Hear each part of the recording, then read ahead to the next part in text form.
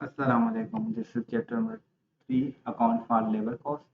तो हमने first chapter में हमने टोटल अबाउट इंट्रोडक्शन पढ़ा, ठीक है ना। कॉस्ट अकाउंटिंग के बारे में इंट्रोडक्शन पढ़ा। उसके बाद सेकंड चैप्टर में हमने अकाउंटिंग पर मटेरियल कॉस्ट पढ़ी। उसमें हमने डिफरेंट टेक्निक्स पढ़ी, कैसे मटेरियल इशू करना वो पढ़ा, ठीक है। उसके बाद हमने आज चैप्टर स्टार्ट किया 3, ठीक है। इसमें हम लेबर के बारे में पढ़ेंगे। तो हमने फर्स्ट चैप्टर में डिस्कस कर लिया था कि लेबर बहुत इंपॉर्टेंट ह्यूमन रिसोर्सेज है जो कि किसी ऑर्गेनाइजेशन को रन करने में हेल्प देता है।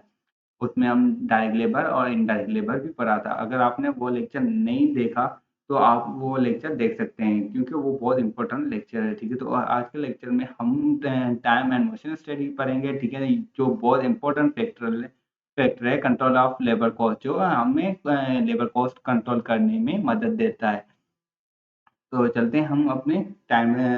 तो पहली स्लाइड पे time study. Time study is a technique which is used to measure the time that may be taken by workmen for a reasonable skill and ability to perform various elements in a element of a task in a job। तो basically इसमें क्या होता है, time बहुत important factor है, ठीक है, किसी ऑर्गेनाइजेशन के लिए या कोई भी। ये तकरीबन उन इंजीनियरिंग इंडस्ट्रीज में यूज होती है, ठीक है, टाइम एंड मशीन स्टडी। तो ये टाइम में वो टाइम को ऐसे में ये करते हैं, टाइम जो है ना बहुत इंपॉर्टेंट रोल वहाँ पे प्ले करता है, ठीक है। क्या है वो यहाँ पे देख लेते हैं, टाइम एंड मशीन स्टडी में देखते हैं कि कितना उस बंदे ने टाइम प्रोडक्टली यूज किया है किसी इंडस्ट्री में या किसी टास्क परफॉर्म करने में या नहीं किया है। तो वैसे इनका मेन पर्पस क्या होता है, वो टाइम को मेजर करते हैं कि वो कितना एफिशिएंटली टाइम को यूज किया है, ठीक है। उसके हिसाब से वो अपना फेयर्स या वेजेस देते हैं, ठीक है ना। और जो उसने जो वेस्ट ऑफ टाइम किया ना उसे एलिमिनेट करने की कोशिश करते हैं और उसे कंट्रोल करने की कोशिश करते हैं, ताकि उसकी कॉस्ट को और रिड्यूस किया जाए, ठीक है, कॉस्ट को रिड्यूस किया जाए और एफिशिएंटली यूज किया जाए टाइम को, ठीक है। उसके बाद हम देख लेते हैं इसका मेन पर्पस क्या होता है, ठीक है। पर्पस क्या होता है, जैसे मैंने बताया कि टाइम जो एक पार्टिकुलर जॉब या परफॉर्म करने के लिए उसे एवरेज टाइम क्या रिक्वायर्ड है।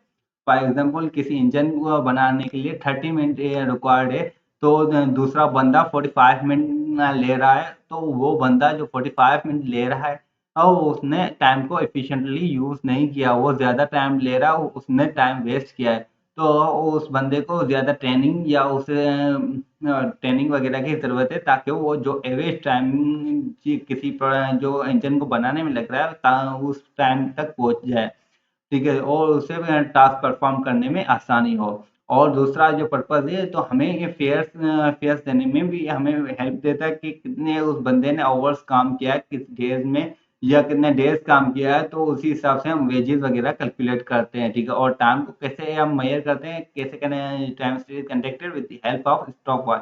हम स्टॉप वॉच की मदद से उसे टाइम कैलकुलेट कर रहे होते हैं, ठीक है, कि एक जो स्पेसिफिक टास्क है उसे परफॉर्म करने में कितना टाइम लग रहा है, ठीक है। एवरी टाइम हम कैलकुलेट करते हैं और उसी हिसाब से हम किसी टास्क को परफॉर्म कर रहे होते हैं, ठीक है ना। ये तकरीबन उन इंडस्ट्रीज में यूज होता है टाइम एंड मोशन स्टडी, जहाँ पे वो डेली बेसिस पे सेम काम हो रहे होते हैं, ठीक है। डेली बेसिस वाले जो भी काम होते हैं, ठीक है, रूटीन काम होते हैं, वहीं वहीं पे time and motion study work करती है। जैसे कि इंडस्ट्रीज है, इंजीनियरिंग इंडस्ट्रीज है, ठीक है ना, वो ये चीज वहां पे यूज हो रही होती है, ठीक है। उसके बाद हम मोशन देख लेते हैं। Motion study is a technique which involves the close observation of body movement of required to perform job।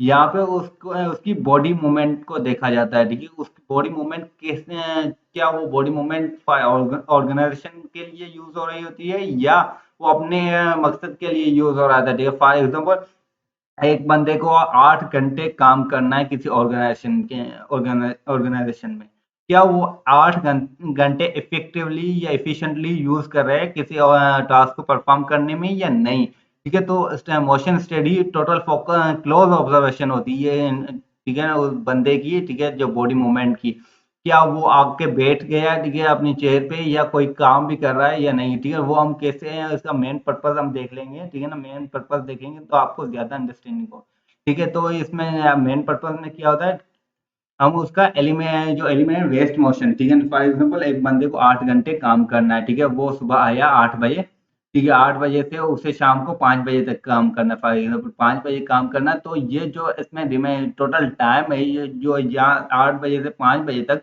वो क्या वो पूरे घंटे इफेक्टिवली यूज किए हैं या नहीं। ठीक है, 8 घंटे क्या किसी प्रोडक्शन प्रोडक्टिवली यूज किया है इंडस्ट्री के लिए या नहीं, या 8 घंटे में से किसी उसने idle abnormal abnormal idle time दिया है या नहीं।